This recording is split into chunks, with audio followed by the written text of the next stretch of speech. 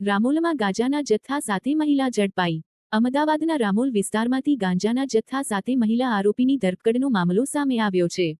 Police દ્વારા 6 કિલોથી વધુ ગાંજાનો જથ્થો કબજે કરાયો છે. રામોલ રાજીવનગર ટેકરા વિસ્તારમાં રહેતી સિતારાબાનુના ઘરે પોલીસ દ્વારા દરોડાની કાર્યવાહી કરવામાં આવી હતી. જોકે પ્રાથમિક તપાસ દરમિયાન તેના ઘરેથી કોઈ ગેરકાયદેસર વસ્તુ મળી આવી નહોતી. ત્યારબાદ સિતારાબાનુની પૂછપરછના આધારે મરજીનાબાનુના ઘરેથી જે ભાડાનું મકાન હોય ત્યાંથી પ્લાસ્ટિકના કોથળા અને પાર્સલ બોક્સમાં સંતાડીને રાખવામાં આવેલ અંદાજે 6 કિલો 600 ગ્રામ ગાંજાનો જથ્થો મળી આવ્યો હતો. જેની અંદાજિત કિંમત 3,30,000 રૂપિયા હોવાનું સામે આવ્યું છે. આ ઉપરાંત મોબાઈલ ફોન અને ટેબ્લેટ સહિત કુલ 3,40,000 રૂપિયાનો મુદ્દામાલ કબજે કરવામાં આવ્યો છે. આ કેસમાં મહિલા આરોપીની ધરપકડ કરવામાં આવી છે. જ્યારે ગાંજો સપ્લાય કરનાર આશા ઉર્ફે આયશા સહિત અન્ય આરોપીઓ હાલ વોન્ટેડ છે. સમગ્ર મામલે રામોલ પોલીસે એનડીપીએસ એક્ટ હેઠળ વધુ તપાસ હાથ ધરી છે.